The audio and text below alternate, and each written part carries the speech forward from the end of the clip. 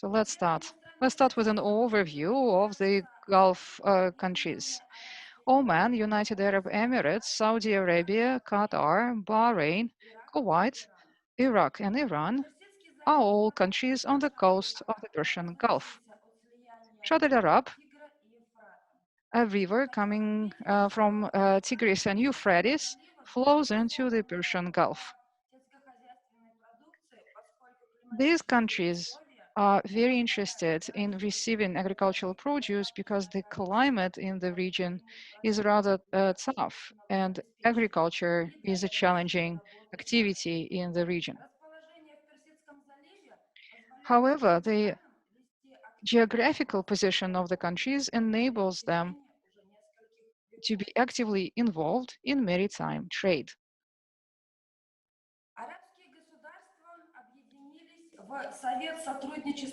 The Arab states formed an organization which is called Cooperation Council for the Arab States of the Gulf.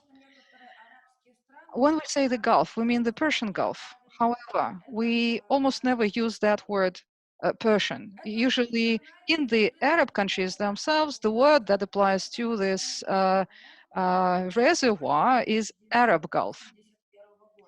It is a regional international organization. It is established in 1981, and the main objective of the GCC is to coordinate and to ensure coordination and integration between the member states along economic, social, and cultural lines of work. The agreement that establishes the organization promotes scientific and technological progress in industry, agriculture, and preservation of water resources. And on the basis of the economic agreement, the tariff barriers between the 6 member states that form the GCC were lifted, and the peoples of the Gulf are now open and free in setting up production and contracting in any of the member states, and they enjoy the same rights as residents. The Gulf Cooperation Council consists of Bahrain, Qatar, Kuwait, United Arab Emirates, Oman, and Saudi Arabia. The negotiations to join GCC are held with Yemen since 2005. Iraq is not a member of the Gulf Cooperation Council, but Jordan and Morocco received invitations to join GCC. There are certain political aspects that today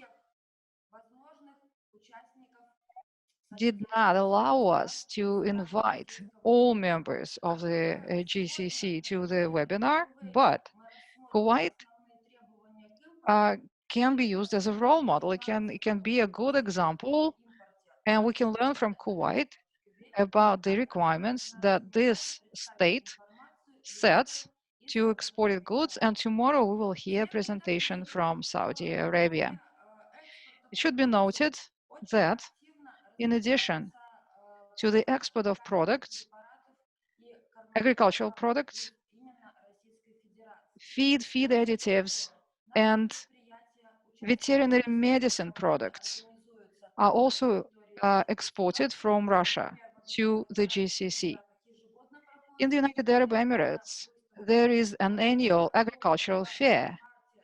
This year, it should have, well, in March, the Milk Olympic Games or the Dairy Olympic Games should have taken place.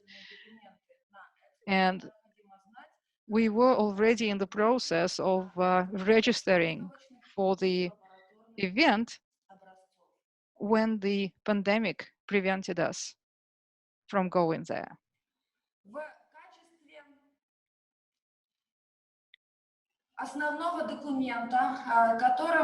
The main document that we follow when preparing the export documents for the GCC is the GCC Guide for Control on Imported Foods. We'd like to thank Mr. Al-Rashidi for sharing this document with us, and the translation into Russian will be published at the Rossельхоз website.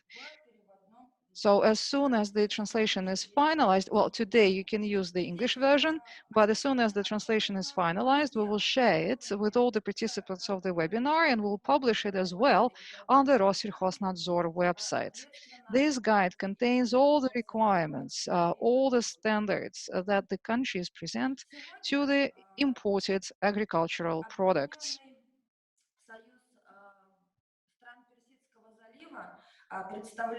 Today, during our workshop, Faisal Al-Rashidi will be the representative for the GCC. Mr. Al-Rashidi works for the Food Import Department at the Public Authority for Food and Nutrition in Kuwait. Kuwait is an amazing country. The country dates back to the year 1600. The country is rich in history. It has been developing very actively for years, for centuries. However, in 1990 and 1991, Kuwait was occupied by the troops of Saddam Hussein, and it was almost fully destroyed. Little infrastructure was left, and the country basically had to start from scratch. In 2018, GDP per capita exceeded $65,000. In Kuwait, gasoline is cheaper than drinking water because we know that the states of the Gulf are rich in oil, and Kuwait is responsible for more than 9% of the total oil production in the world. Utilities are paid for by the government. Education is free in the country, and there is a special program that supports the most talented students. The government is willing to pay for their studies abroad. The country has free of charge medicine, and if the local healthcare system cannot help a Kuwaiti, then the citizens of Kuwait can receive subsidies for healthcare services abroad. There is unemployment in the country. Because there is unemployment in every country, but the unemployment benefit is $800. The residents of Kuwait retire at the age of 55 if they are men, and at the age of 50 if they are women. And when oil becomes cheaper, it becomes more expensive in the international market, often loans of the local residents are written off. I looked into the history of Kuwait. I was absolutely impressed by the progress that the country has made over the centuries, by the fast development. We know that Kuwait also helps poor countries. In particular, Kuwait helped many other countries during the current pandemic. They supplied food and other resources and financial support. So it is a real pleasure for me to give the floor now to Faisal Al-Rashidi. Mr. Al-Rashidi kindly agreed to speak at this workshop. Mr. Al-Rashidi also had to rework the presentation. He agreed to participate in the tests for the connection for the workshop. So, and we obviously we have to speak to English in English to each other, although English is not our native language, neither for Faisal nor for us. Faisal is the head of the department for food import, and he's a lecturer also at the state body for applied education since 2016. He is a founding member of the Kuwaiti Association of Food and Nutrition. I'm very glad, and I hope that today's workshop will pave the way to more cooperation between our countries. And now I give the floor to Mr. Al-Rashidi.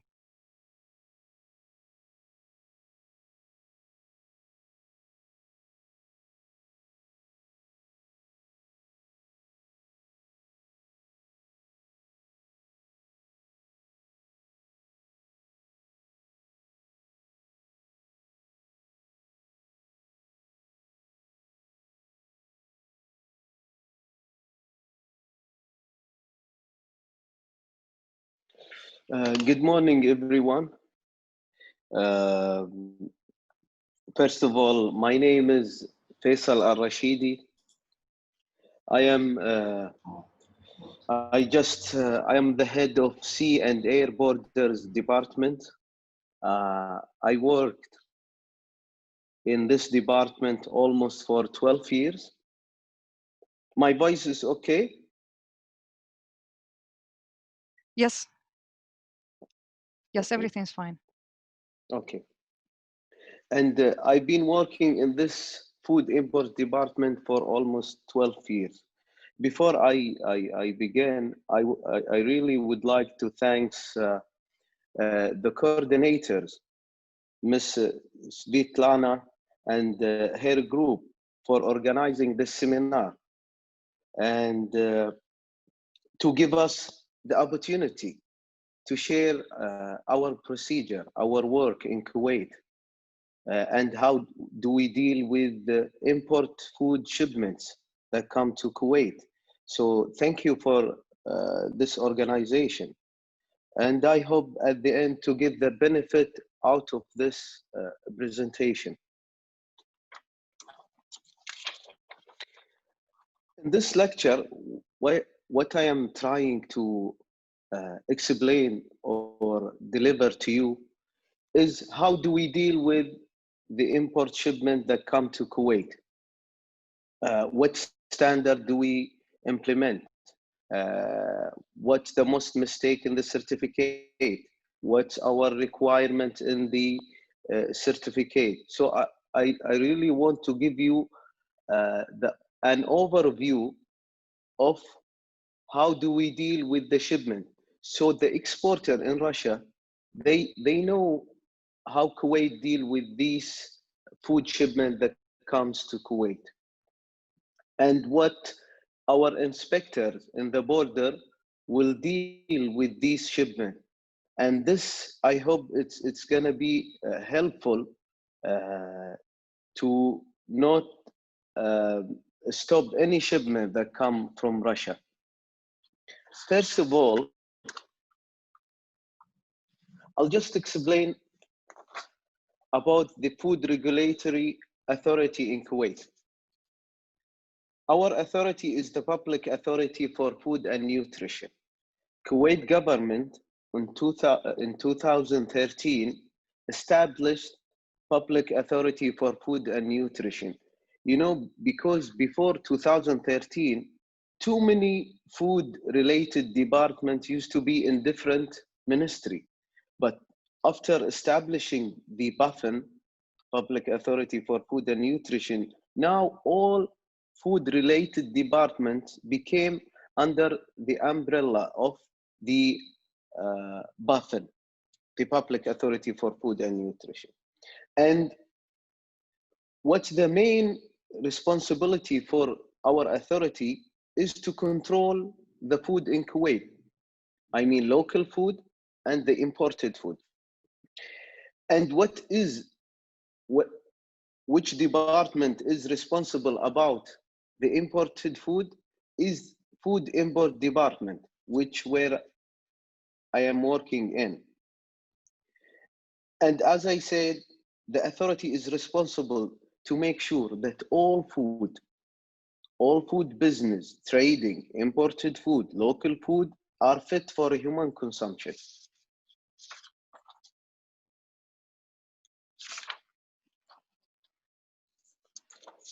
Food Imports Department responsibility.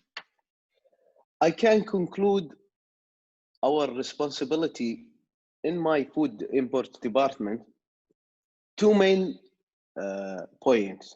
One is to make sure that the food that comes to Kuwait are fit for human consumption and comply with the standard. And also, our main responsibility is to facilitate this trading between Kuwait and other countries, between Kuwait and Russia, to make the procedure is faster. And this is for sure will help the exporter and importer to reduce the time of consuming the food shipments and reducing the cost, because if any delay of the shipment happen in the border, this will cost too many time for the importers.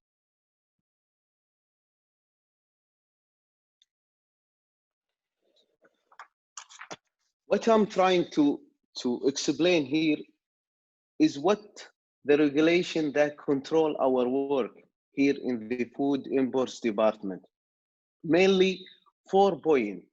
This is very important. One of them is the GCC standard. We in Kuwait, we follow the GCC standards, which is issued by the GCC standard organization. This standard organization for the member state of the Gulf Cooperation Council and Yemen. In this organization, Yemen with us with doing these standards. This is what control our work, the GSO standard. The second one is the GCC guide for control on imported foods. And this guide is like and guidelines for the GCC country to use to explain how to deal, what's the procedure in the border, what's the shape of the certificate, even health certificate or slaughter certificate. This guidelines to make as much as we can the procedure the same. So once the shipment comes to any of the GCC country, we should deal with it at the same time. This GCC guideline is explaining the procedure on controlling on the imported food.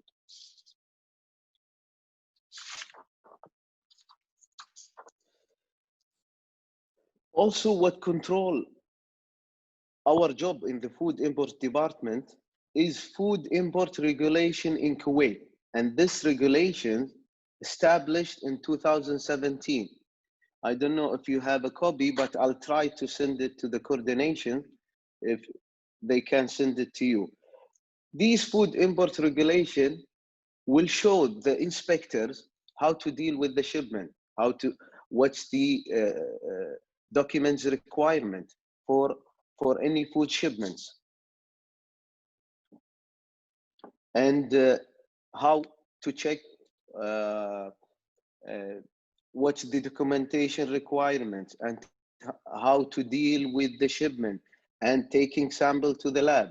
Everything in the food imports regulation that in Kuwait. Also, what control our work in the food imports department is the local circulars that comes from technical committee or the Supreme Committee for Food Safety. For example, if any outbreak happen in certain country, the Supreme Committee will meet and will make a ban on this certain country. And even if the outbreak is finished, this Supreme Committee will make the left on this country. Also, if we have an issue for example, for any of the standard with any shipment, and the importer have an issue with their shipment, they can send a letter to the technical committee, and the technical committee will do a local official circular for us, then we deal with it. So one of our main sources of dealing with the shipment is the local official circulars. Also, the all standard based on scientific evidence, such as OIE recommendations or Codex standard. This also control our work in the food department. So now you have an overview about what control our work. We shouldn't go out of these regulations.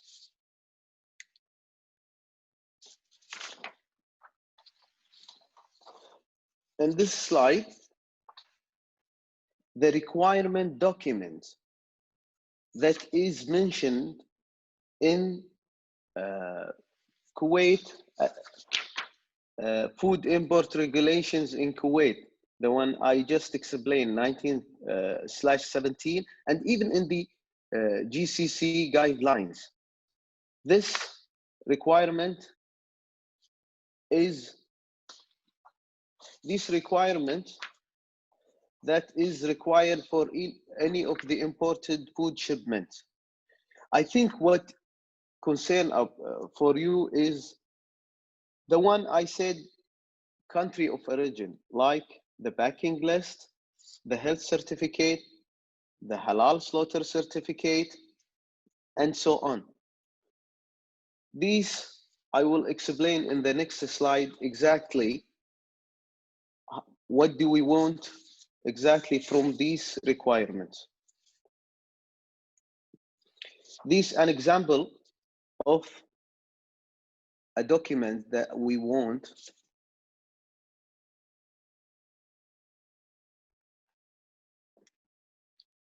Like the backing list. This is very important, backing list, because this is the backing list we can compare between the product and the paper and the documents.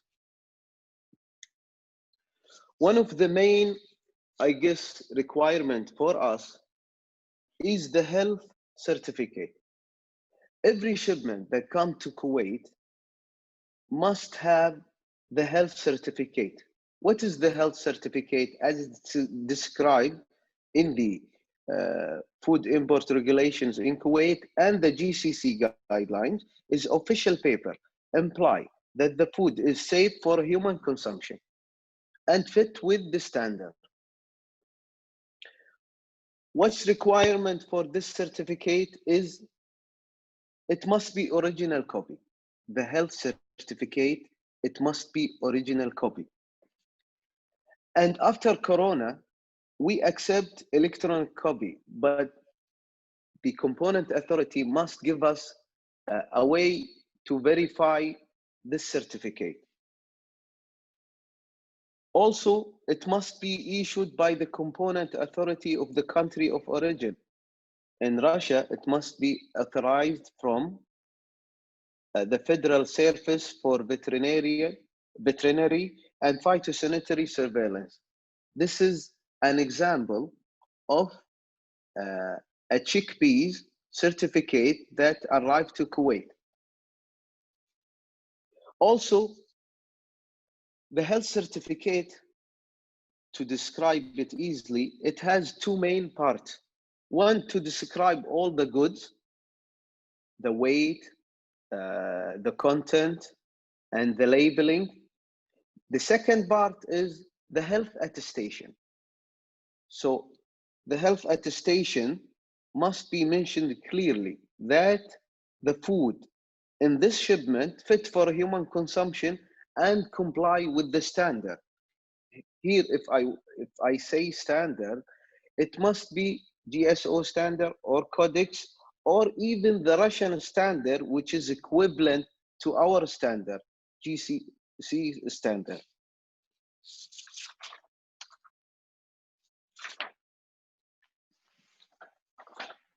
Here, an example of health certificate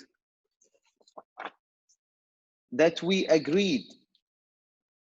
Health certificate agreed by BaFin, our authority, and Russian Federal Service of Veterinary and Phytosanitary Surveillance.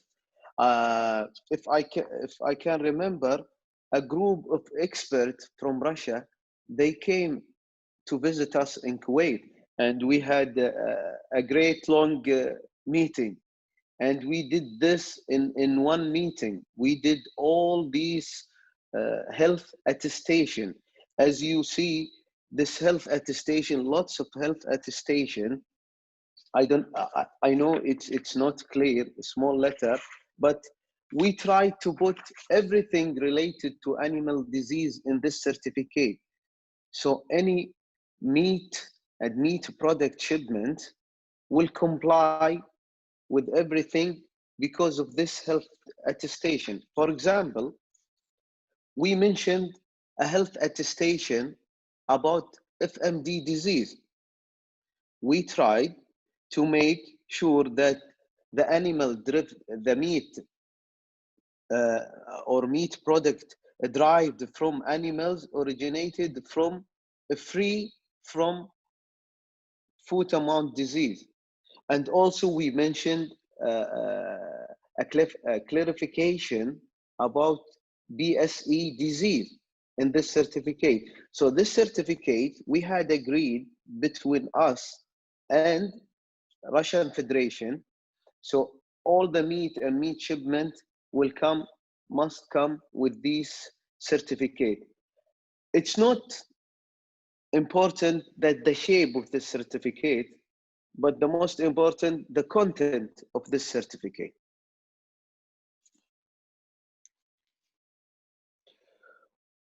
Also, one of the important requirements for our food shipment, I mean the shipment that meat and meat product shipment, is the halal slaughtering certificate. The halal slaughtering certificate issued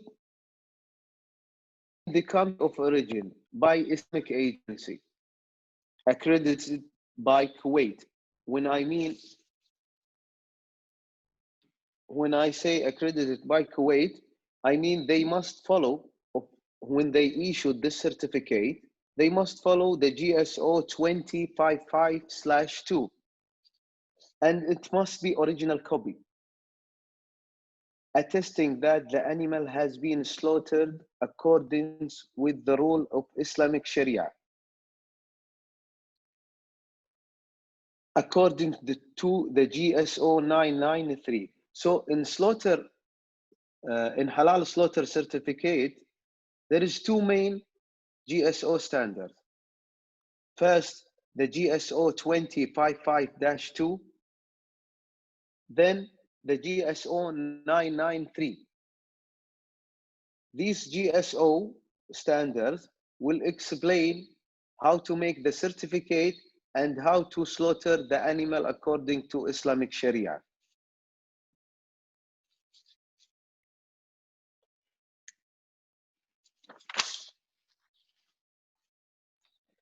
In this slide, the halal certificate. What's the difference between the halal slaughtering certificate and halal certificate? The halal certificate is a certificate issued by the country of origin or country of exportation. Sometimes the raw materials come from different countries. So the halal must be from the main from origin country or from a country of exportation. By an Islamic, it must be issued by an Islamic agency accredited by Kuwait. It must be original copy and attesting as well the products such as meat, fat, gelatin has been prepared and produced according with Islamic Sharia, or the food which contains animal product or byproduct is halal. This is the halal. This is the halal certificate. Sometimes a product, for example, like sweet, it has gelatin on it, on their ingredients. And this gelatin from animal origin, it must be, has with this shipment, clarification, which is halal certificate, that this gelatin is halal. This is an example. This is an example of the halal slaughtering certificate for exporting meat and meat countries to the GCC countries. This is, you can find it in the GCC guidelines.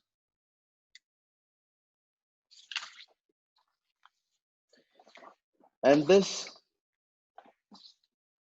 an example of the halal certificate. The first one, sorry, if I can go back.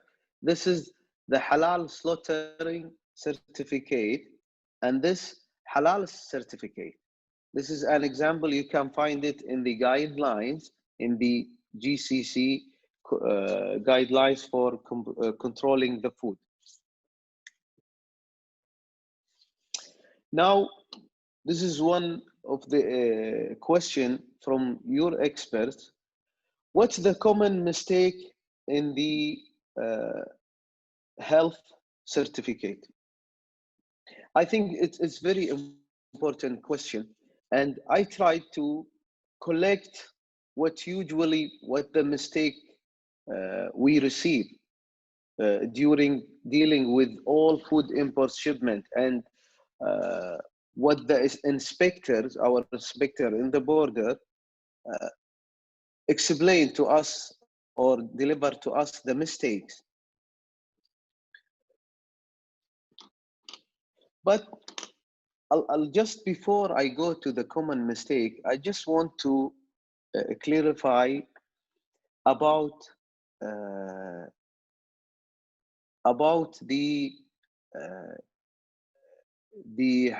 halal slaughter certificate agency, because I mentioned that the halal slaughter certificate agency, it must be accredited by Kuwait. We don't have still list of halal accreditation slaughterhouse, but at the moment we accept the certificate that stand by the embassy of Kuwait, and we look to any accreditation in the GCC country. If it's accredited, we accept it. That's how we accredited any Islamic agency to make a halal slaughter certificate. Okay. Now the common mistake of the health certificate. Depending on our records of the following mistake, it's repeated in the health certificate. One is that not all details of the imported goods are covered. Sometimes in the health certificate, they don't want put any details of the imported food details like weight, number of packaging, invoice, as it's explained previously. So this will delay the shipment from releasing it to the border. Our inspector in the border, if they found this mistake, they will ask the importer here in Kuwait to give them the details or the paper to make the release of the shipment. Also, one of the common mistake is the difference between the data in the health certificate and the goods in the backing list. Sometimes we receive health certificate, it has description of goods that in the shipment, and when we check the backing list, it's different. So this is non-comfortable for the inspector. So they will hold the shipment in the border until you clarify the mistake. Also, the certificate is not issued from official recognized body. Like, for example, in Russia, the certificate comes from authority that are not federal service, the Russian federal service. We don't accept it. Also, one of the common mistakes, the required health certificate being dated before the production date. It's not like logical that the certificate issued before the production. This is one of the mistakes that will delay the shipment. Also, one of the common mistakes is that the health certificate being issued after the date of the shipment. So when the shipment just moved out of Russia, then the health certificate being issued. Here, I'm not talking about Russia, an example. but I'm talking the common mistake that come from different countries. Also, one of the mistakes we receive in the health certificate is the lack of specific health attestation by OIE based on the country status. Here, like based on the country outbreak, we have to have certain health attestation.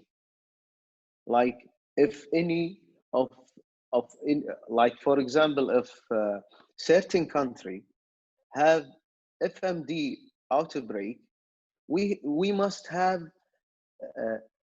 the health attestation that mentioned in the OIE articles. And also, if any outbreak happen, for example, in certain country that happen in, for influenza, we have to have that in this shipment, a health attestation clearly mentioned that is being treated by, you know, above 70 degrees heat. To avoid this mistake in this certificate and detention of any consignment, send the certificate sample through our official channels. So what I'm trying to explain here is you can contact us through our official channel, send us the certificate, send us an example of labeling of the sample, and we can reply to you and give you any comments, and then we give you the approval. Then you make sure that there is no delay of releasing the shipment on our borders, as we did with the federal service in Russia. We agreed this with this certificate, so everything comes with this certificate is accepted for Kuwait.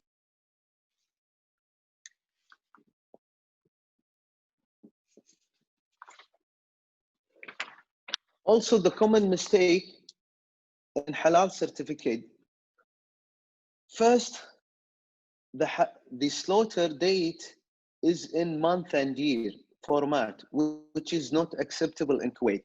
This is very important. In Kuwait, we have to have the slaughter date in a day, month, year. This is based on the Food Import Regulation 19/2017 that I mentioned previously. The slaughter dates must be in a day, month, year format. Also, one of the common mistake is the difference between data in the health, it must be halal certificate and the goods in the backing list. This mistake, it comes with the health certificate, halal certificate, even the halal slaughter certificate. Also, one of the common mistake in the halal slaughter certificate that the production date on the goods is before the slaughter date in the certification. This will make rejection for the shipment and it making delay of the food goods that came to Kuwait to go to the market. Also, one of the common mistake in halal slaughter certificate is not stamped from Kuwait embassy.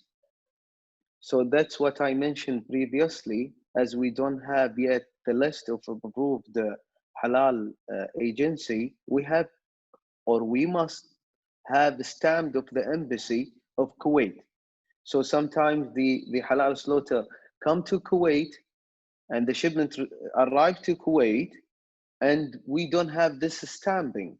This is absolutely will make the shipments hold in the custom area, which like lots of money cost the importers. But this is one of the common mistake, important common mistake. Also, one of the common mistake in the halal slaughter certificate is the food production date being before date of the halal slaughter certificate. And this is quite often comes this mistake. And before I move to the next slide, I just want to add one more point. Sometimes the production dates, we start accounting the date of expiration from the slaughter date, not a production date. For example, for any beef and beef products, the expiration date is 120 days. But this 120 days start from the slaughter date, not production date. So sometimes the shipment comes, it's one more day, or 2 more days extra. And this is not acceptable. And this will delay the shipment. Now, the pesticide and antibiotics residues in foodstuff. The pesticide residues detection in agricultural products and the antibiotic residues in meat and poultry is one of the basic routine examination in Kuwait. After establishing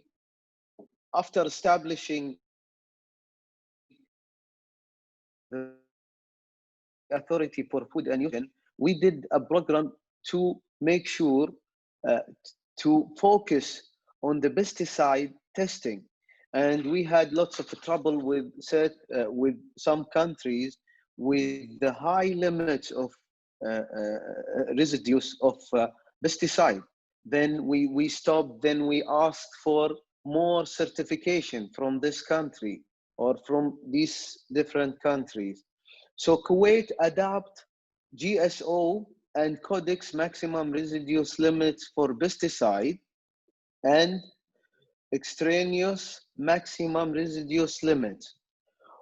What do we implement here for the pesticide test? This is based on our lab, is the GSO 5DS 382/2013 and GSO 383/2013, the maximum limits of pesticide residues in agricultural and food products.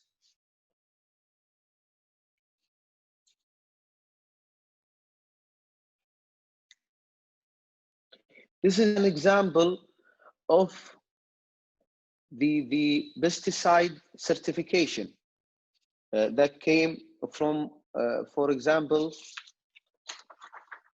from Egypt. This is mentioned clearly that this shipment is clear from the pesticide residues or with the limit. And here they mention it's according to EU maximum residues limit, which must be equivalent to the GSO standard that I mentioned. Also, this is, I guess, from Lebanon, these kind of certification for phytosanitary certification that mentioning the pesticide residues limits. The GSO standard.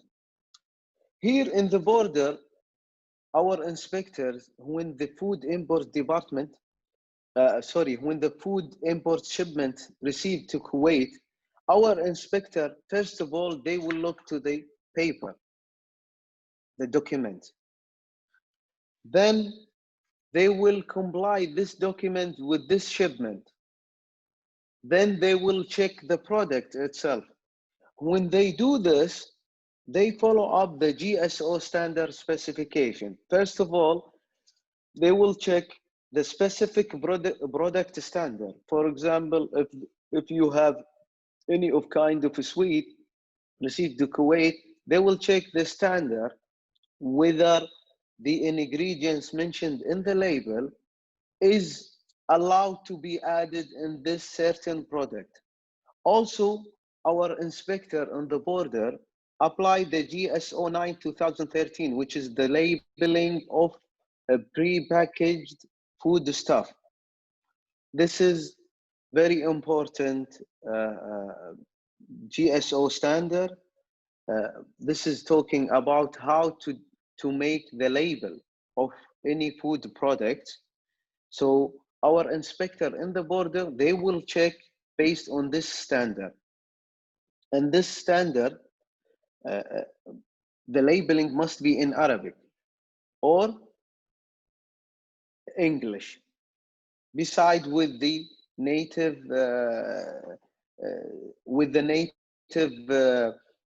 language. Also, the GSO 2500 additive permit for use in foodstuff. Also, our inspector will implement the GSO 2233/2013, which is the requirement of nutritional labeling, which is must be there in the food labeling. As I mentioned, in the previous slide, what control our work is the standard and also the local official circulars. One of the local official circulars, they give, for example, this standard, making the importer and the exporter or the producer must mention the labeling in Arabic. We have lots of problem with the importer and exporter with this labeling, with nutritional labeling.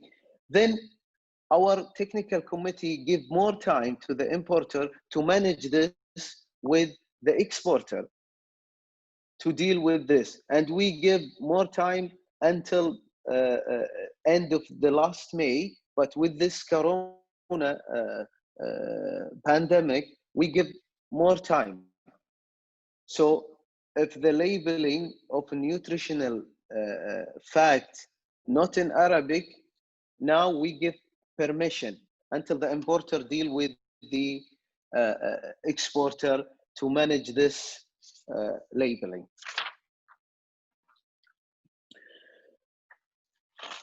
All the GCC standard of the additives permits, this is an example. You can get all the GCC standard from this link, from their organization online. You can take it in either Arabic or English language. You can find all the GSO standard that I mentioned in previous slides. To avoid, stopping shipment in the border,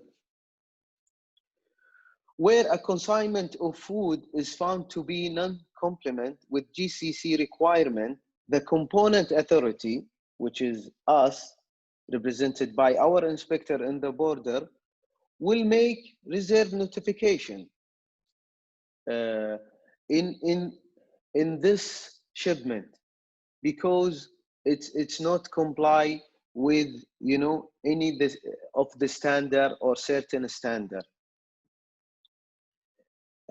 Just to make sure that our inspector, they will check standard, then for each shipment we take sample for the products and we send it to our lab.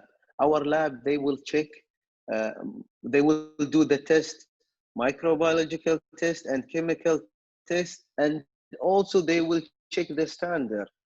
If there is any color agents are added and it's not allowed, they will check with that. So situation where assignment will be designed, the absence of the content, the list of contents. These certain situation that probably the inspector will make reservation of this shipment in the custom area. The food items doesn't comply with the certificate, with those consignment, like the goods or the food items in the shipment, it's not the same the one described in the certificate.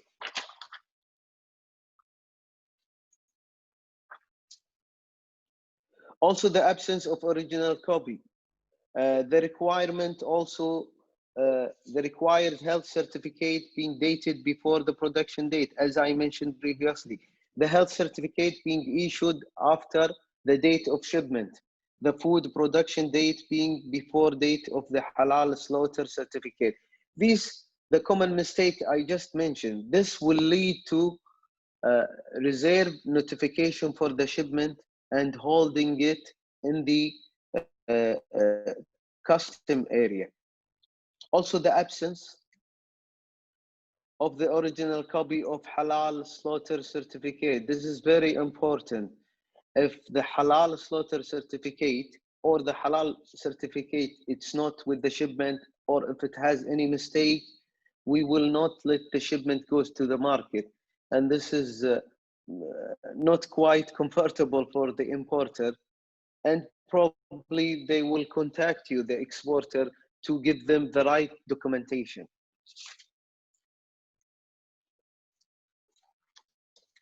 The labeling and of prepackaged. Food inspector in our import borders are responsible to check the labeling. And as I mentioned, it must be complied with the GSO 9/2013. This is very important standard. And also, one of the main mistake comes with the labeling. It comes with no Arabic. And this is one of your expert question, whether who is responsible about translating the labeling. I guess based on this GSO standard is the producer. They must translate it in Arabic or in English, but it must be in Arabic. But when it comes in Russian language, it's quite difficult. We have to ask letter from the exporter to explain, and this to explain what's the Russian language on the labeling. But it must be in Arabic, maybe alongside with any other language, Arabic and Russian language. Clearly, the labeling exposed product name, production, expiry dates, ingredients, country of origin. It must be complied with the GSO 9/2013.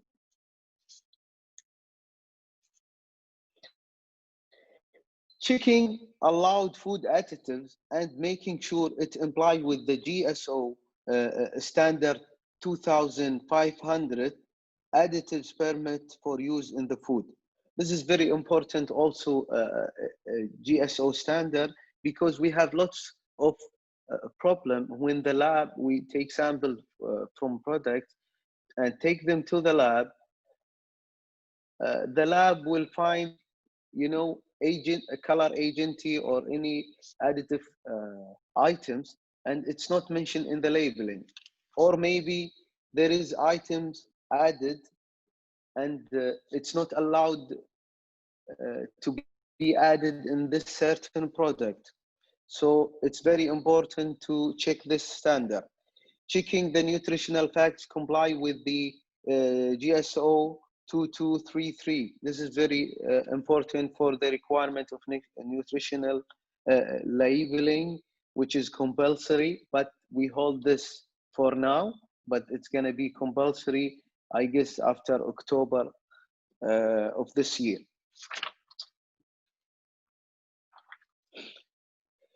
A pre-importing inspection. As I mentioned, contacting us is very easy through the official channels. Please, we are happy to receive any question or any pre-check and inspection for any products you want to. We want us to give you the feedback of it. The Food Import Department offer importers and even exporters the pre-check of inspection products. Even the importer can come here to us in the department and we check the paper, we check the product, the labeling, the GSO standard for them, and we say this is okay, this is not.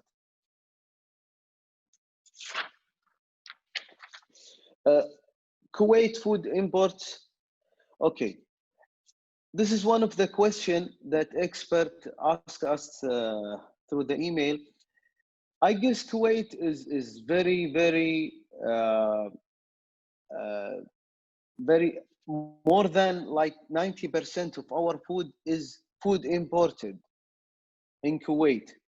So too many products come overseas, and we receive everything from overseas. So, but I guess mainly is the meat and meat product is one of the highest consumers probably in the world is Kuwait consumers, the meat and meat product, and also the agriculture. I guess because of the weather or the hardness of harvest making agricultural products, we receive lots of like more than 90% of our agriculture, even more product is from overseas. So this is, I guess, the main, and from Russia, when I checked our shipment or food products came from Russia, most of these products is the chickpeas and also chocolate and tea. This is most of the products came from Russia. But we in Kuwait, I guess the markets in Kuwait can accept all kind of products. I know the time is running. Please, if you have further information and inquiries about the about anything, please just email us through our official channels through the Department of External Relationship and Organization. At the end, I really would like to thank the coordination, Ms. Svetlana and her group for this organization. And I wish I could explain what's Kuwait regulation and procedure on controlling in controlling the food. So I wish even this seminar can continue with us for the future. So thank you so much. Thank you very much. Thank you so much. All right. So colleagues,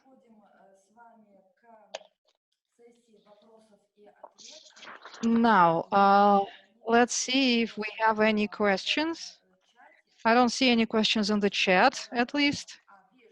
Oh, no, I do see something. Okay, let me, I think that this is the question that we will leave until the end. This is a question about cats and dogs and how cats and dogs can be brought into the country. Okay, are there any other questions? Well, I'll give you time to think about it, but I have received questions through email and personal communication with some of our regional offices before this workshop, and there are questions about Kuwait legislation.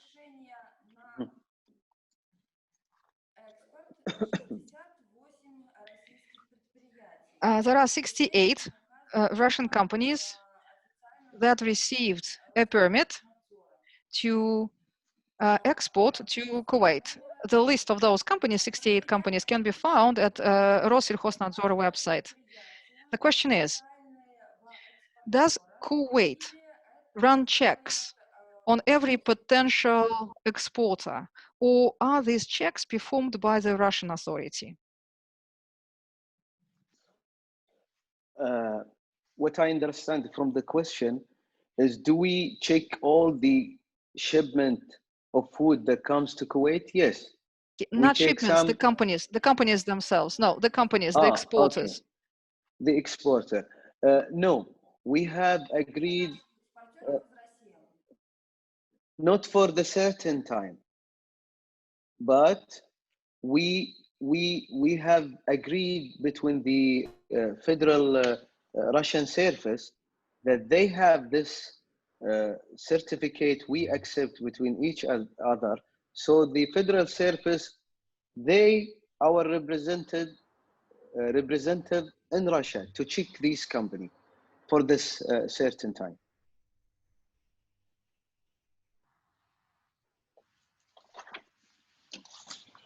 Спасибо. Thank you. Следующий вопрос. Во всех ли случаях поставок мясной Another question. Meat products. The halal certificate.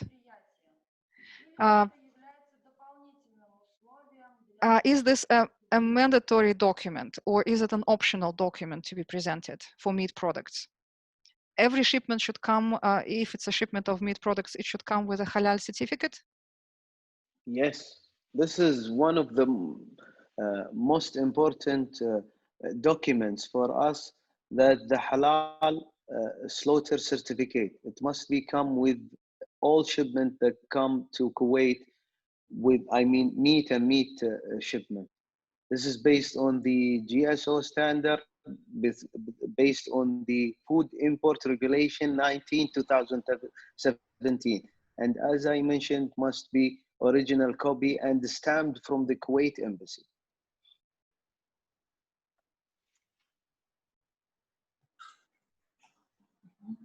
Хорошо, спасибо. Следующий вопрос. Very well, thank you. Another question. Лабораторных испытаний мяса охлажденной баранины, предназначенного для экспорта. Chilled lamb meat. How often are laboratory tests done? With the lab, because we have dealing with the lab to finish the result earlier for the short expiration.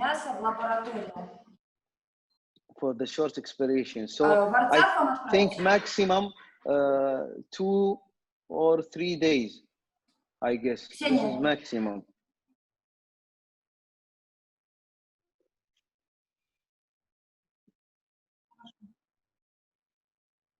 But I'll make sure that the could you please repeat the answer? So it's 2 or 3 days? Yeah, 2-3 days, but the shipment will not be in the border. Once the old document is okay, we take sample and we tell the companies to put this products in their store and waiting for the result. And the result for the meat and meat products, for the fruit and vegetable, which is their expiration is short, we finish it quickly, but maximum 3 days, maximum, I guess. This is from what I see from the result.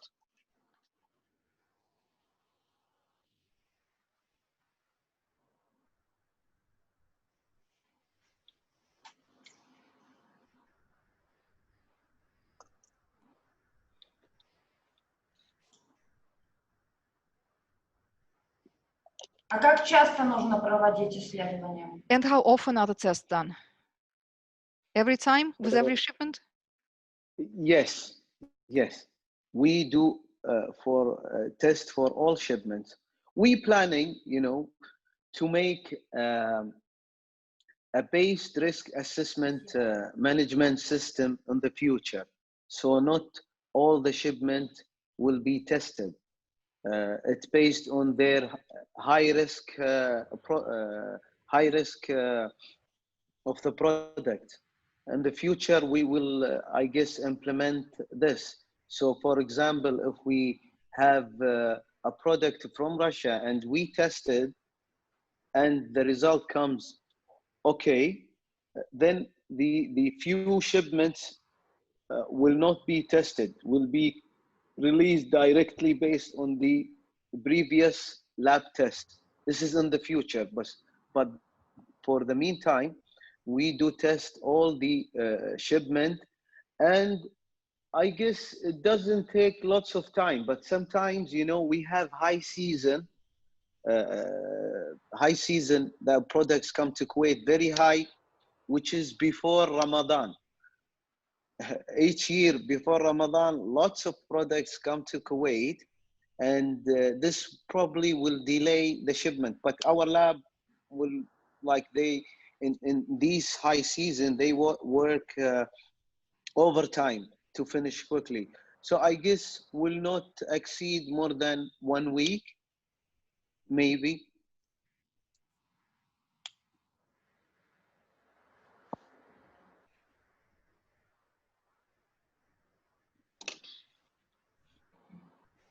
Я поняла, спасибо. Мой вопрос... Okay, thank you. Another question. One of my fields of interest is antibiotic resistance. I do research in the field. Do you know anything about the equipment and the techniques, the methods that Kuwait uses to identify the traces, the residue of pesticides and antibiotics in the products? Really, this And is, what's I the procedure? guess, yeah, this is I think the lab department, they do this procedure. But I know they follow the GSO standard based on the pesticide and antibiotics limits. Even the codex, if it's not available in GSO, we follow the codex. And even the GSO standard, they have standard explaining the procedure of doing this test. But it's it's it's a lab test. It's a lab test. Sorry, it's the lab. They will answer this question. I hope in the future, in the next seminar, you can arrange kind of this seminar, and you receive our colleagues from the lab. I'm sorry, I couldn't answer it. Спасибо большое. Okay, thank you. Another question. Translations. Translation into English and other languages. The veterinary certificates. Who should take care of the translation? Veterinary certificate, I guess it's issued by issued by the Federal Service for Veterinary. Yeah. Probably again, and phytosanitary. It's not an easy question, but I don't know, maybe you know. Yeah, no. You know, the veterinary certificate is from Russia. It's issued by the Federal Service for Veterinary and Phytosanitary Surveillance of the Russian Federation, and they are responsible to do the translation. And even if we have like Russian and English, Russian and Arabic, but I think this is the responsibility of the Russian Federation. And this is what I mentioned here. This is the certificate we agreed between us, which is Arabic and English. But it's fine for us if it's Russian and English, or Russian and Arabic. But this is, I guess, responsibility of the Russian Federation. Хорошо, понятно, спасибо. Еще вопрос в чате. Okay, thank you very much. Another question from the chat. Beef.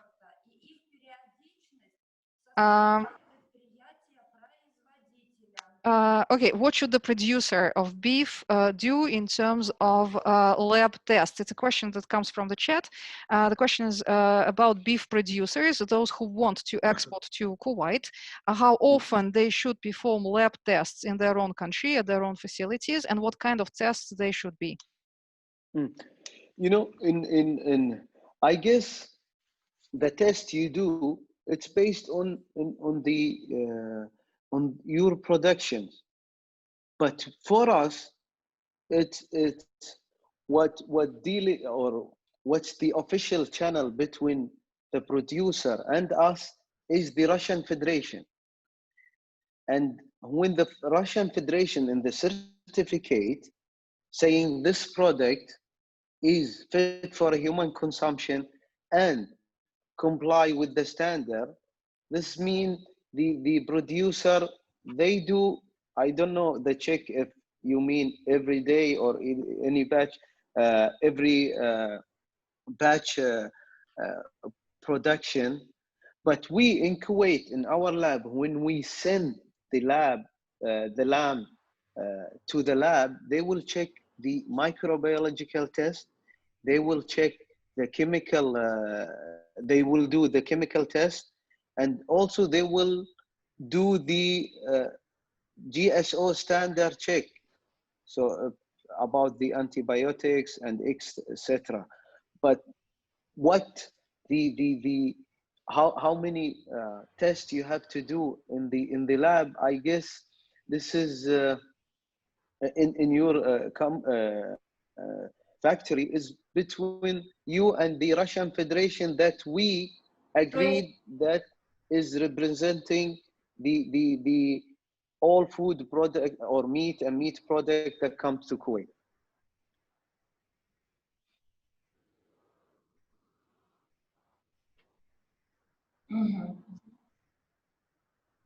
Замечательно, спасибо. But I'll just Следующий add вопрос. something if you excuse me. You know, we follow the ISO 20,000 /2015. This ISO, I guess, it's based on the food safety and the HACCP program. I think this is the basic regulation that you must follow in the factory, the ISO 22,000, and you have to implement the HACCP. This is the minimum requirement, I guess, to be accepted with the federal Russian. So I guess the federal service of Russia, when they go inspect the company at the factory, I guess they will, for sure, they will check the ISO 20,000, which is whether if it's implementing in the factory or not. And they will for sure check the HACCP if it's implementing in this factory or not.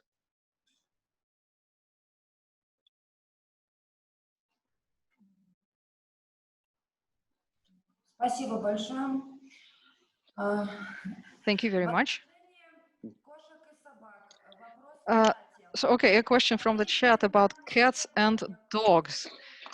What are the veterinary requirements to bring in cats and dogs into the country if it's not the owners who are bringing them? If the cats and dogs are sent by cargo transport? And another question is about birds. It's about hawks. Just a second. And falcons, basically. So the first question is about cats and dogs, and the other is about hawks and falcons, if they are not brought into the country by their owners, if they travel with cargo.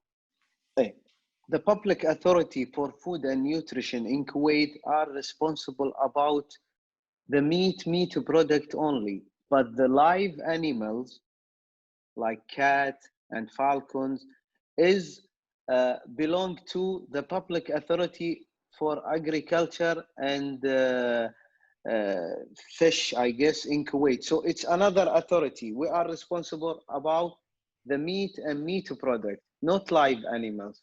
So I'm sorry, I know nothing about this. And if you want, I can try to find the contact number, and I will send it to Miss Svetlana.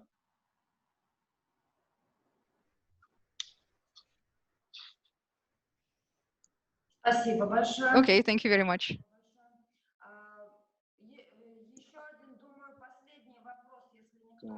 And one last question. I think it will be the last question unless we get another one right now. The question is, Отвечаете ли вы за ввоз лекарственных препаратов, например, the question is about pharmaceutical products, drugs, and also veterinary medical products like antibiotics. Again, what is the authority that is responsible for importation of drugs and pharmaceutical products? And another question, what are the requirements, or where can we find out about the requirements to participate in different fairs, trade shows, and similar activities? Okay, we in Kuwait, we are the public authority for food and nutrition. The drugs sector is with the Ministry of Health. So we don't deal with the drugs. But as I said with the live animal, I'll try to find, if you want, the contact number for Ministry of Health, and I'll email it to Miss Civil. I'm sorry for the name. I wrote it. Svetlana. Svetlana. I'm sorry, Svetlana. I'm sorry. I wrote it in Arabic, you know, so to know the pronunciation. Oh, sorry.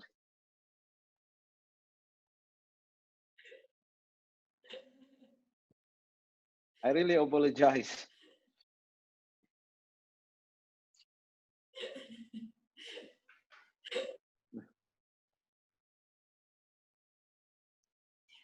And what about trade shows and that kind of activities if we are importing samples or samples of grain or samples of products of animal origin to participate in a trade show or to negotiate with potential contractors in Kuwait? Then what are the requirements? We have an article in the food import regulation 19/2017 article, I guess 16 or 17, talks about these certain products that imported for the exhibition. It must be not big shipment, that for a business it must be small samples. Second thing, it must be fit for a human consumption, and just, I guess, a letter from the exporter to say that this is fit for a human consumption and and is halal. Then we will not deal with it as a trading business shipment. This is what for the exhibition, but it must be like not more than probably 100, 150 kilogram, I guess, or it comes to 250, but you have to have a letter.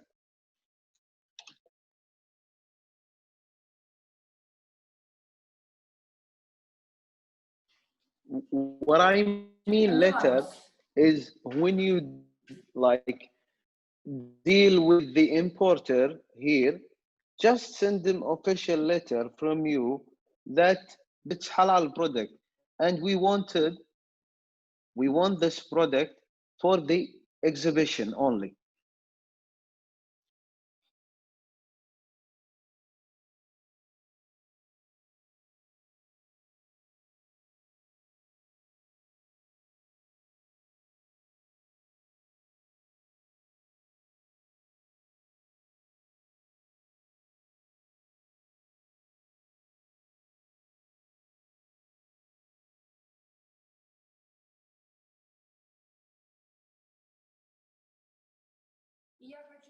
Let's resume our work. And our next speaker is Mr. Sonsky. He is the head of the Department of Border Veterinary and Phytosanitary Surveillance in Russia. And he will talk about the Russian perspective on Russian exports to the countries of the Gulf. And maybe some of the information will be repeated. I mean, some things that you have already heard will be repeated again. However, practice makes perfect, and it's very important for us to communicate this information to the producers, to the companies who are planning or who are already exporting their products to the Gulf. Andrei will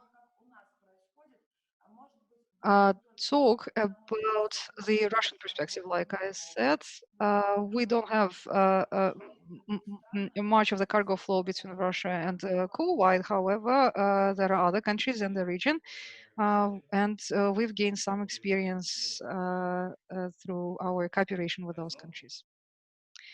Okay, good afternoon, colleagues. Good afternoon, Mr. Al-Rashidi.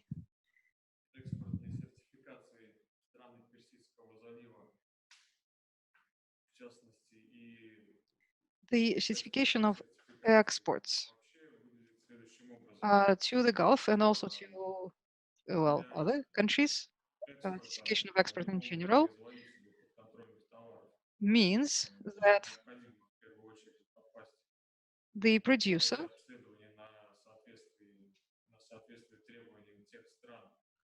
should be examined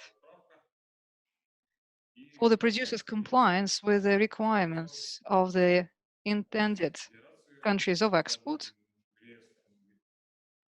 and the producer should be included onto the register of the Russian Service for Veterinary and Phytosanitary Surveillance. This can be done by applying online through a specialized portal. Then the application is verified and it's either rejected or accepted. The application should be sent to the regional office of Россельхознадзор. Россельхознадзor conducts an inspection, and like I said, either the application is approved or it is rejected.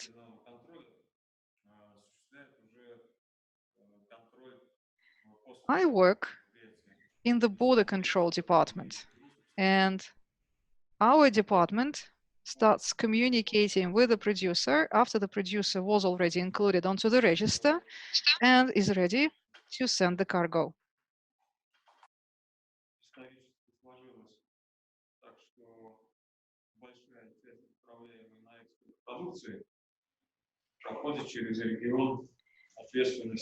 You know that St. Petersburg is a major Russian port.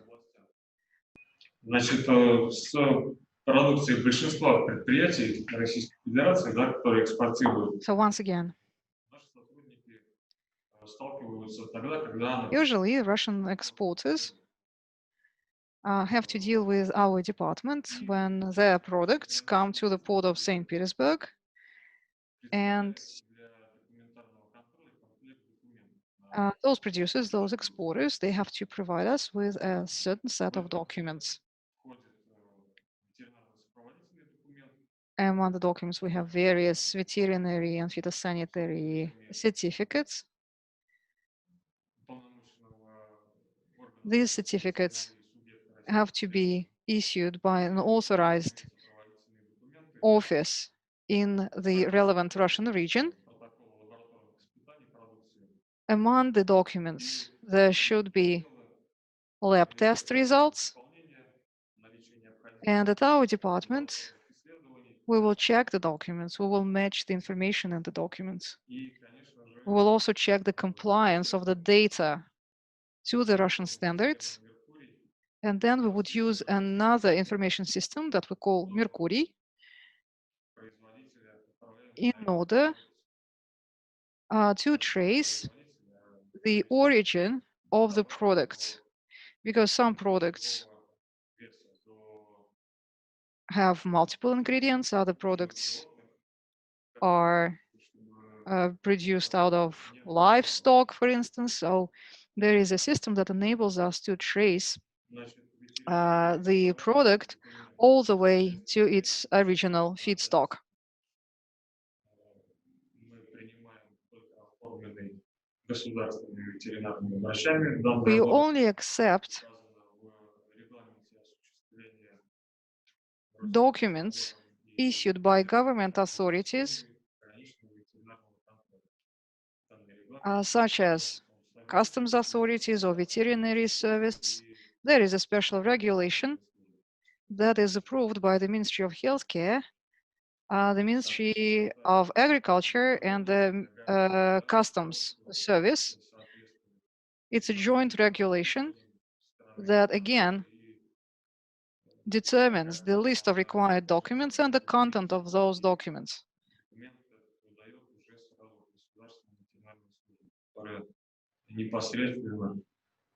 There is a state veterinary service that in every region has offices, has representative branches, and they are the ones that guarantee the safety and the quality of the products in respective Russian regions. As to the export to the countries of the Gulf, we don't handle much of such cargo, but there is this farm, one farm in the St. Petersburg region that has been very active in the Arab market. And we know from our data that just last year they shipped 345 batches of eggs to the United Arab Emirates.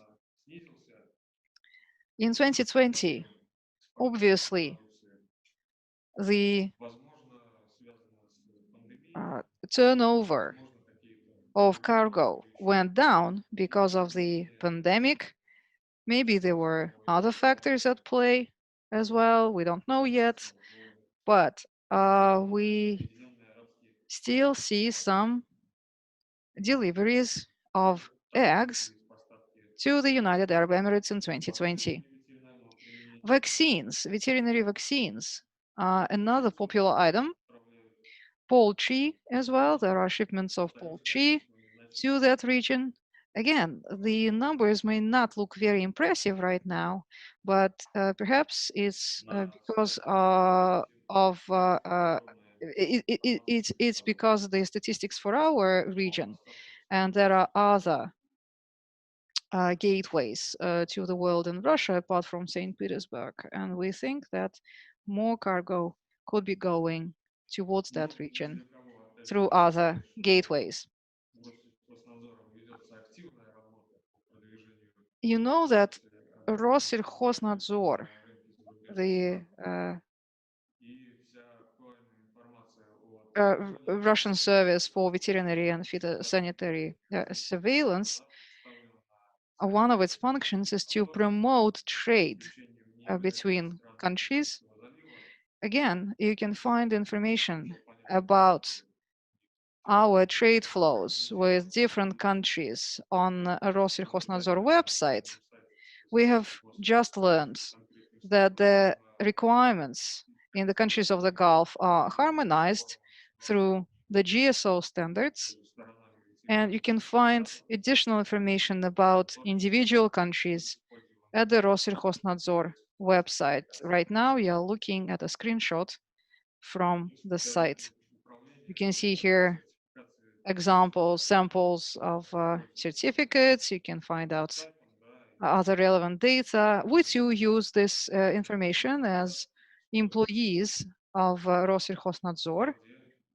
We refer to this data in our work. Our certificates, the health certificates, are filled out in English. Many of the members of the staff at Россельхознадзор speak English, and they are quite competent in filling out those certificates. информационными системами. We have multiple information systems. Основными At при our сертификации authority, являются and for export certification, Меркурий. we use Argus and Mercury. В Меркурии, значит, соответственно, специалисты проверяют, прослеживают Mercury продукции. is an IT system for e-certification. It's the system that I have already presented. This is the one that enables us to trace the product from the port of St. Petersburg to the regional producer, all the way to livestock, all the way to different additives and ingredients.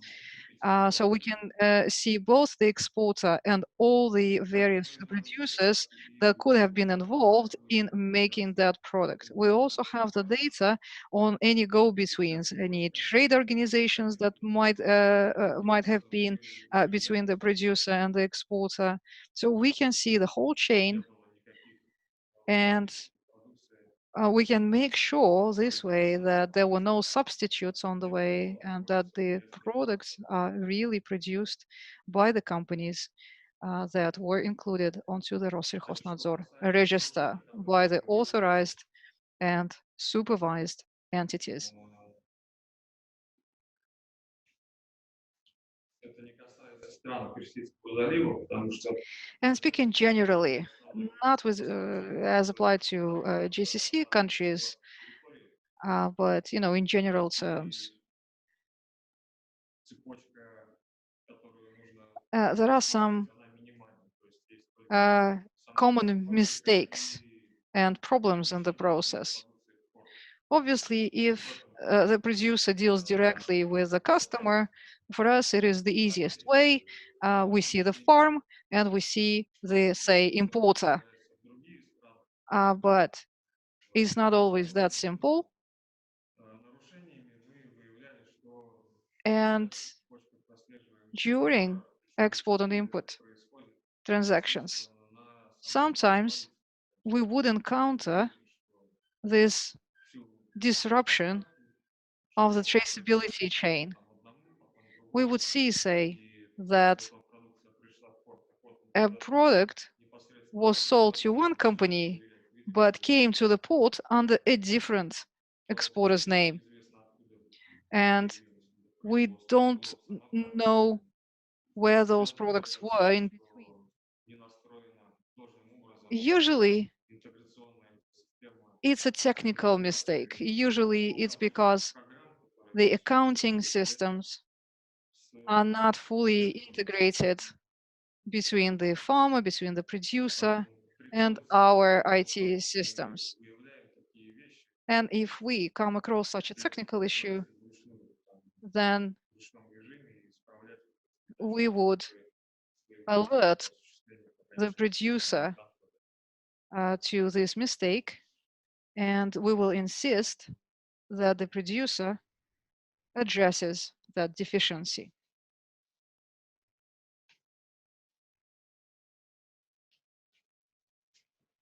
В принципе, это основные моменты, возникающие при экспортной ветеринарной сертификации. And this brings me to the end of my rather short presentation. Бывало также, что когда мы проверяли груз, видели, Oh, что by the way, хватает sometimes we would inspect the cargo исследований, да, and требуется we would see that в стране, some направляется. И lab results are missing, мы отказывали в экспортной сертификации. especially if these are the requirements not of Russia, but of the receiving country. And then we would reject such a shipment, but we would advise the importer, or the exporter, to perform the tests. This can be done in the port. The port has its own lab, and this is something that can save time to the exporter. Or the exporter may decide to do the lab test elsewhere. But in any case, this is one routine process that is mandatory for us. We would check on the lab results. Can you name any more typical mistakes, common mistakes? Oh, well, no, not really. Nothing comes to the mind right now. But maybe if you asked me questions, maybe this will lead me to more ideas. All right, let's ask the audience then. Colleagues, do you have any questions? And Mr. Al-Rashidi, perhaps you have questions or you have any comments or any questions to Sergey, any questions to Russia? Я единственно могу еще заострить внимание на том, что...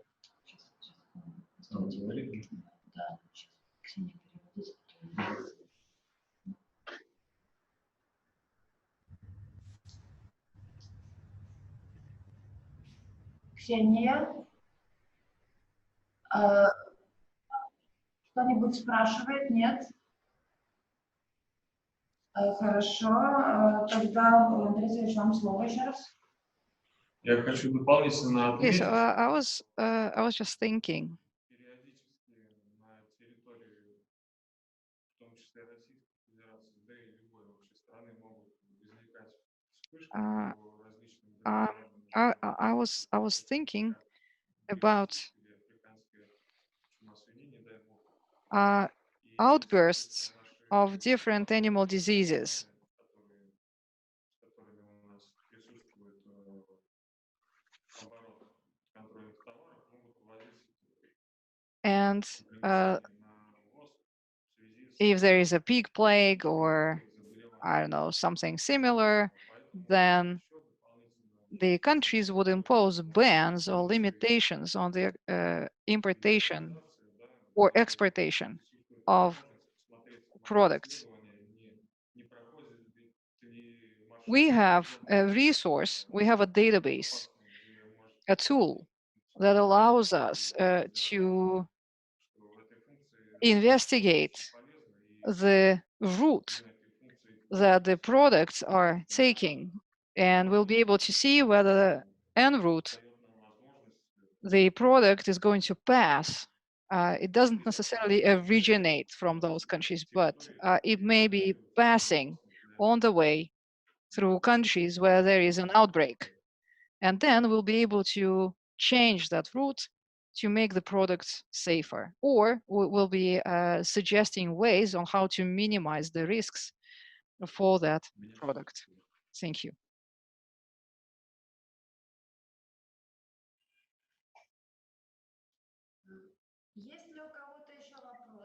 Okay, colleagues, are there any questions? Faisal, maybe you have questions or comments. I guess, like as I described in the presentation, most mistakes sometimes with the certificate is about the details of the shipment, and the second part is the health attestation.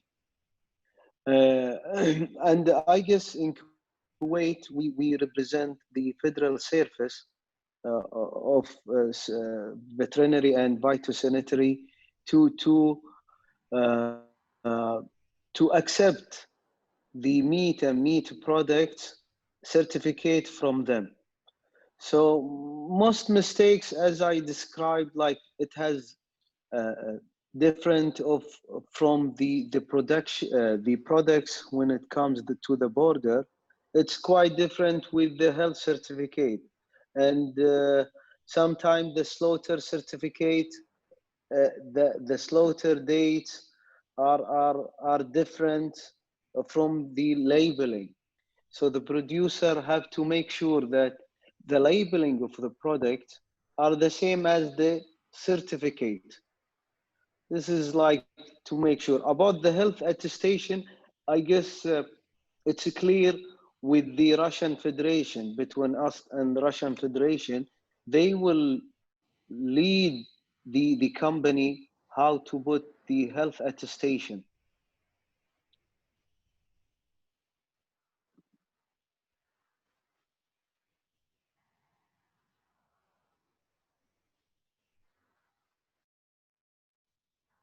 I guess this is what I have now, but if they have any questions.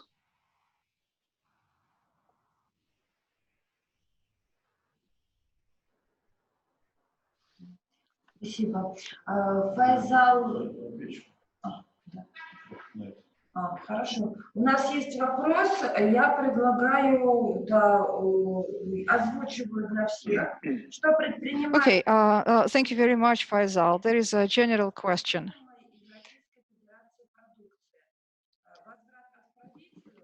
What happens if some mistake cannot be corrected? What happens in Russia, for instance? Will the product be returned to sender if, say, a product arrives at the customs and then there is a mistake and this mistake cannot be fixed? What happens? Well, those things happen. That's one thing. And yes, there were cases in our practice when, say, the documents are not complete and not all of the lab results are present. Then we will ask the companies to perform additional lab tests. And if this is, if the lab tests, for instance, are negative, or if we have problems with tracing the product in our IT systems, well, it depends on the severity of the mistake. Really, well, definitely there is a non-acceptance act signed, and the shipment is not released by the customs.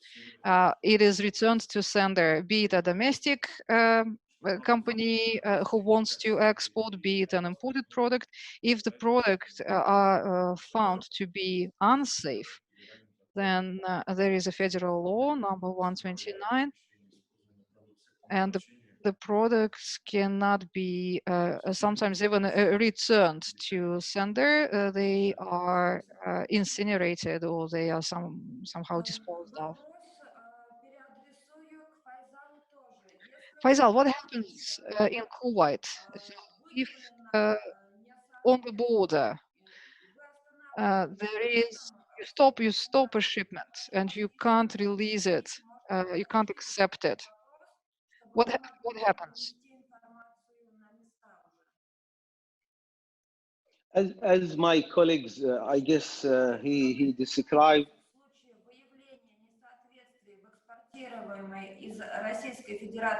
So, for instance, you receive a shipment from Russia and the shipment doesn't comply with the national standards. What happens to this cargo?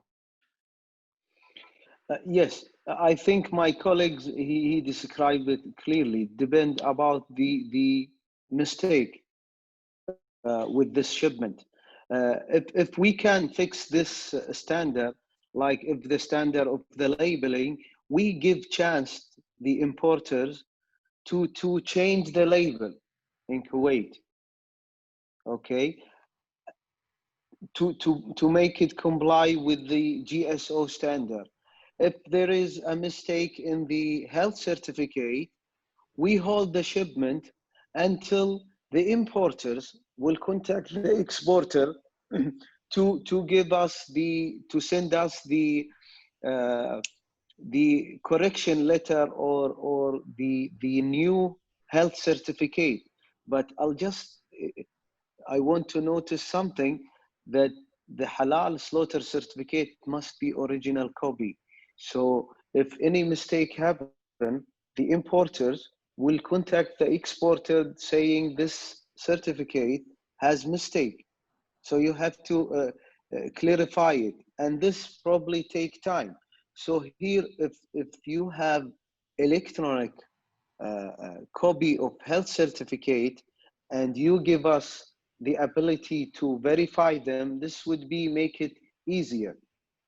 So some mistakes, we hold the shipment on the border, some of them, and this costs lots of money on the importer because the custom area has expensive renting area, I guess. But some mistakes, we take them to their store, and we have a letter from the importers that they do not do anything with this shipment until they fix the problem. But for example, for halal certificate, halal slaughtering certificate, no, we hold the shipment on the border. We don't allow it to go there until they fix the problem. But we have some mistakes, like, for example, I'll give you an example. Sometimes we see the label, it's all in English, and based on GSO 9 2013, the label must be in Arabic alongside with the other language. So here we give chance to the importer to put a new label under our supervision, and then we check the shipment. This kind of mistake, we can release them to their company store, the importer store, but not the market. They are not giving the final release. But mistake with halal slaughter certificate, this is a severe mistake.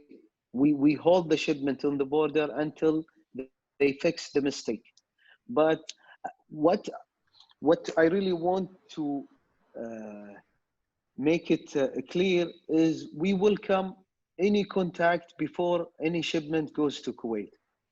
You can contact us through our official channel that I bought. You can contact, or you can make the importer you agreed or contract with to come and show us the paper, and we do, or we give the approval that this shipment will not stop, all the paper is fine.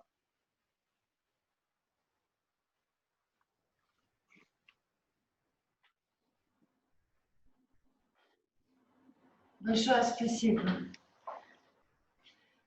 Thank you so much. Хочу добавить, в презентации Андрея Сергеевича я увидела There is something else that I wanted to say.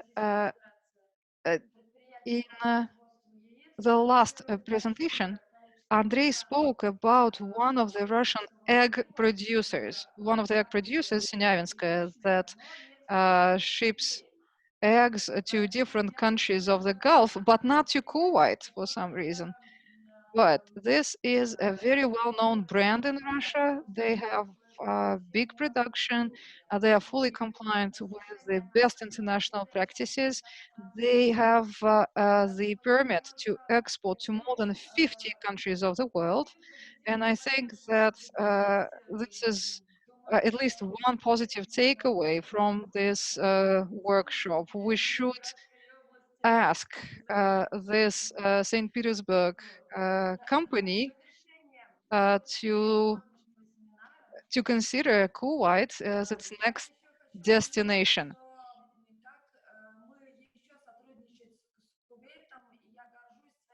I am very proud of my colleagues,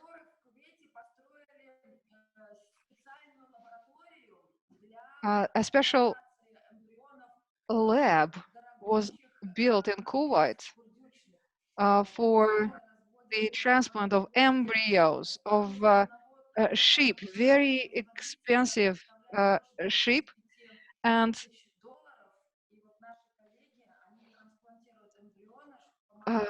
one ram can cost as much as $50,000. And my colleagues, our colleagues, I know, go to Kuwait and they work in this lab and they share experience, and there is this big program for embryo transplant. It's amazing. And there are so many other possibilities for cooperation between our countries. I think it's very promising. I want to thank everyone for their participation and contribution to this workshop. Thank you.